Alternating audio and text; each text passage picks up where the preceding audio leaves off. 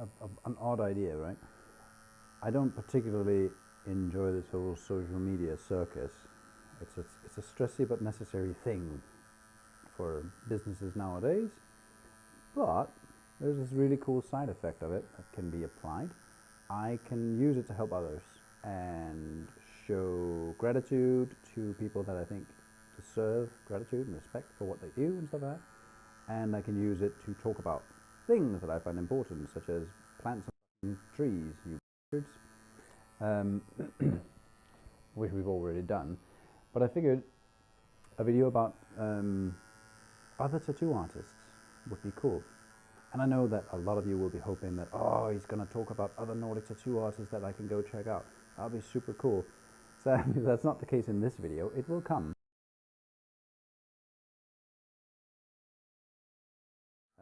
In this video, I will talk about the tattoo artist that has tattooed me, to whom I would like to show some gratitude, and whose work I believe should be more out there than it already is. Or rather, to put it simply, if you don't already follow these tattoo artists, you fucking should.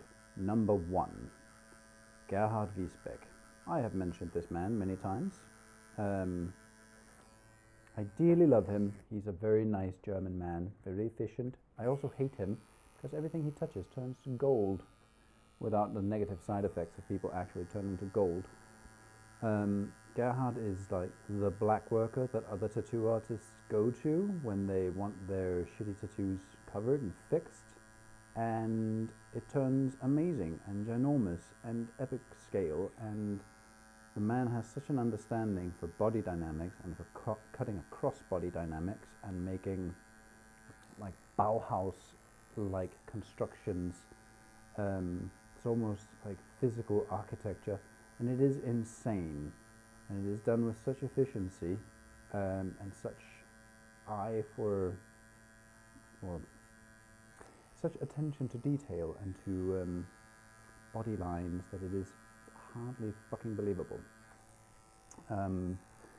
Gerhard has done a hell of a lot of work on me, my entire front, my neck piece, the parts on my head, things that go down to my knees, out on my arms. Basically, it is a massive tree of life in a very black style, very dense style, that I'm still very, very fond of, and he will also be the one to finish the work on my head. He's ridiculous. Like, his work is just spectacular. So I started out my bodysuit journey with him, and I will finish my bodysuit journey with him for sure. He resides in Berlin, where he works in the highly esteemed Blut und Eisen tattoo studio, which is one of the coolest tattoo studios on the planet, and it houses many, many brilliant artists and is owned by a very, very brilliant artist, and they're all kind and fantastic people, so go check them out as well. It makes good sense to mention Sam Rivers? Is that your last name, Sam? God, there will be a link that you can easily press. Sam is a very kind soul who knows a lot about Sayagata patterns and swastikas and Polynesian tribals and general cultural tattoos, and is a really, really friendly bastard that lives in Leeds, and tattoos in Leeds. Well, I think he lives outside of Leeds. Tattoos in Leeds. And I contacted him last year, I think, to ask if he was up for like starting to fill up my legs with designs and patterns where things were needed. And he has, while listening to my requests, also managed to kind of take over and make something really, really cool, very dense, very elegant. I love his work, both his rather Mendy styled floral work, but especially his spiky, tribalistic, almost neo-tradi work. It is very cool, and he is very efficient, very, very good at what he does, and just nice to hang out with. So check his work out. He is, well, I would say he's in charge of finishing my lower legs. That is his chapter of my bodysuit to deal with. Next valuable mention is, of course, Delphine Noiztoy, who used to own Lacemaker's sweatshop in London, which she has recently handed over to her old apprentice, Elliot, so that she could relocate herself and her family to France. Delphine is the most character-like character that I have ever met. Very, very French. Very much her own person and very fucking cool. She has been a good friend for many, many years, and her work is something else. She uses a lot of stippling and works very Art Nouveau-ish.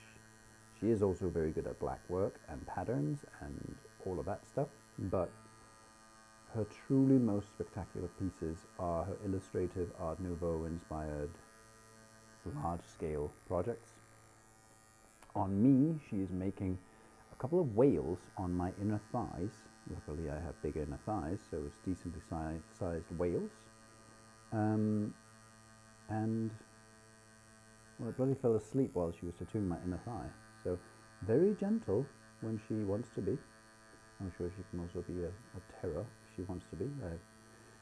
I know that she's tattooed some rather tender parts on people, so let's assume that there is aesthetic evil hidden inside that woman as well. Next valuable mention would be Matt Buck. Bucky, he draws on Instagram. I've known Bucky since he was a tattoo apprentice at Sacred Tattoo in New York, where I made friends with him. And one day while in New York, spontaneously, we kind of came up with the idea of him tattooing a huge three-headed Ganesha on my back. And so we did. We had a very long day. It's very terrible, but also very good. And it's one of my favorite tattoos. I really, really love it. Matt is, well, he owns a tattoo studio in New York with some of his friends. He is an amazing illustrator. He has illustrated quite a few books, like covers and stuff like that. He does very clever art, very funny things, and his illustrative, almost historical style, like it's very sculpturesque, is fucking cool. And yeah, well, he's an odd kind of human for sure, but if you're into illustrative tattoos, he is, I mean, for that side of the States, definitely worth visiting and getting some decorations by. That piece, the Ganesha, is in turn being coloured in by Kat, Catalina Bugni, or however you pronounce that last name. Kat is one of my favourite humans on the planet. Metalhead to the core, fucking weird.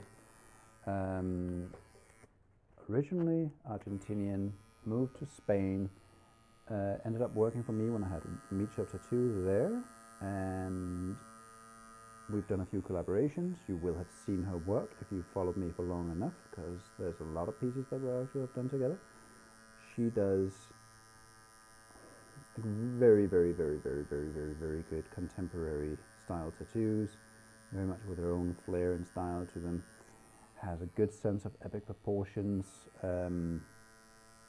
for her pieces, and I don't know, over the last couple of years I've just seen her work explode in grandeur and epic level scales. She is colouring in my Ganesha. She is filling in the space on my arms with like Tibetan floral leafy designs. Overall, yeah, she's done quite a bit on me and is doing quite a bit.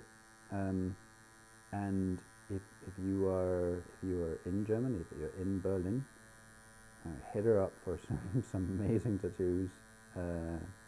She will also eventually come and guest here in the UK, so keep an eye out for that if that style of work is something you want, because it is nice.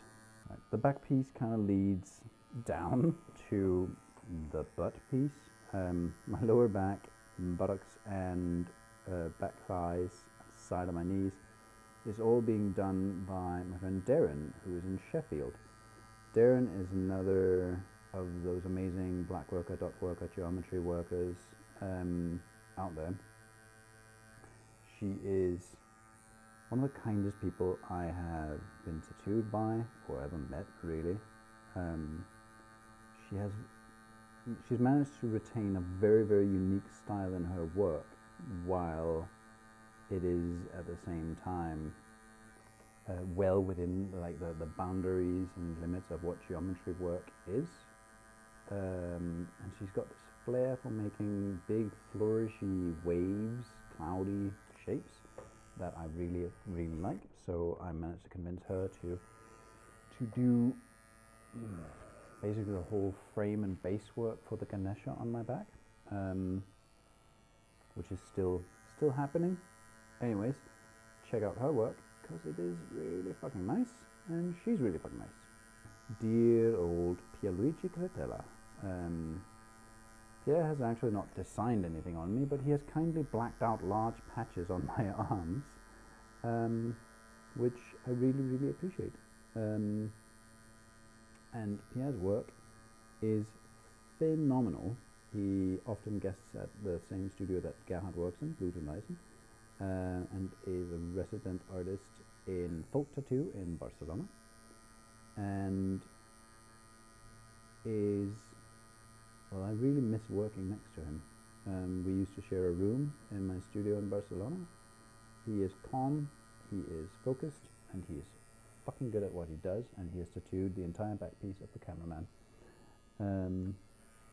So yeah, check him out if you like large black work and slightly softer shapes than what many other does.